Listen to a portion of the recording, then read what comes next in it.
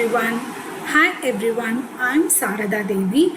Today I'm going to teach about Q data structures. So first, what is mean by data structure? It is a structure, that is, it's going to provide an organized way to store the data. There are several data structures available like array, stack, queue, list, trees, graphs and so on. Today we are going to see about queue data structures. So similarly, as I told earlier, it is also used to maintain a data in an organized way. This queue going to implement in two ways. One is array and another one is using linked list. So the structure of queue is first in first out. That is, the element which is entered the first is going out first. Okay. Whereas in stack, last in first out, that is, the element which entered at last will go out at first. Okay, let us see a real-time example for queue. So here if you take, this is a bank and here the persons are waiting in a queue. So here the first person is going to serve first and the last person is going to wait in a queue until his turn. This is similar to our queue data structure. Now let us see the operations in a queue. So here see, if you see in this diagram, let us consider this diagram as a queue and this is said to be a front end and this is said to be a rear end. So here we are going to insert all the elements from the front to the rear. Here, what is the difference between the stack and queue is, here deletion is going to perform at the front end and insertion is going to perform at the rear end. Like I said earlier in the real-time example. So here NQ is meant by inserting an elements and DQ is meant by deleting an elements from the queue. Okay, so as I said earlier, we have two types of implementation. One is array implementation and another one is linked list implementation. Now let us go into array implementation of queue. Okay, what is an array? Array is also one data structures where we are going to store similar elements in a continuous memory allocation. So let us consider this diagram as an array of size 10. Okay, we have pointer value from 0 to 9.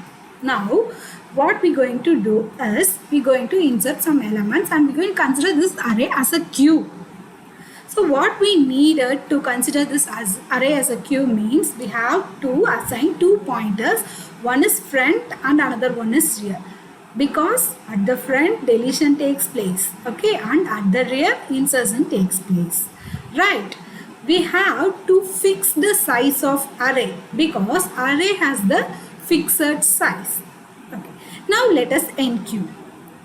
For example, now I am going to add an element in this first position because my array is empty. I have no elements in my queue.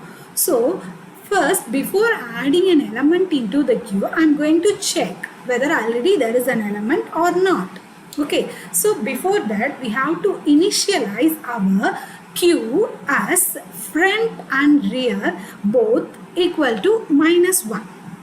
Why we are doing this means, if we said that, it can indicate that the queue is empty.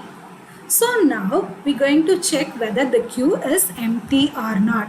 If the queue is empty, what we are going to do is, we are going to increment both front and rear to 0. Okay. Now what we are going to do is, we are going to enqueue 2. That is, we are going to add 2 at 0. We are going to add an element 2 at the position 0. Okay. Now both the front and rear will point at 2 because the last element is also 2 and the first element is also 2. Okay. Now I am going to add a next element called 3. Okay. So before that I am again checking whether the queue is empty or not. If the queue is not empty, what I am going to do is, I am going to increment the rear position. Okay. So now the rear will be incremented from 0 to 1. and I'm going to add the new element like 3 at the rear position. Now here the element 2 will be at 0 and 3 will be at 1. So in this way I am going to continuously increment the position of the rear and I am going to add a new element at the rear position till the size of an array ends. Okay, so if you want to insert more number of elements in an array, you have to increase the size of an array. Okay, so let us see the dequeue operation. So what is mean by dequeue is deleting an array. Okay, that is deleting the elements in a queue of an array. So here let us consider an example. It consists of 3 elements at first. Now for deleting, what we are going to do is just we are going to move the front pointer to the next. Okay. Because for example here see, if we want to perform a dequeue operation, first you are going to check whether the queue is empty. If not empty, what I am going to do is add the front plus 1 position. Now actually the front will be at 2. Now the front will be moved to the next position because the element at first is going to deleted in queue. I am going to check what is the element at front and I am going to increase the position of the front so that automatically my queue consists of only 2 elements because the position of front and rear, but the 2 will remain in the memory but not in our queue. Okay, so this is the dequeue operation. So why we are moving to linked list from array? Because there are 2 major disadvantages. The first disadvantage is only fixed size of memory. That is only fixed size we can use for array. If you want to increase the array, you have to again go and change the size of an array. And another major disadvantage is the memory of the array. See, even you deleted the element in the queue, it does not go out from the memory.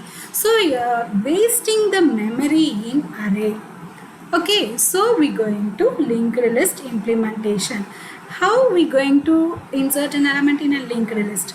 So basically what is the structure of linked list is, this can be considered as a node. Okay, a node consists of 2 parts. One is an element and another one is an address of the next element. So the address of the first element is going to put in a some position called head.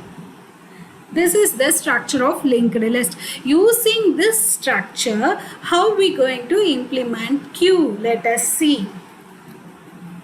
Okay, so this is an enqueue operation we are going to perform in a queue. So now first we create a node which consists of 2 things.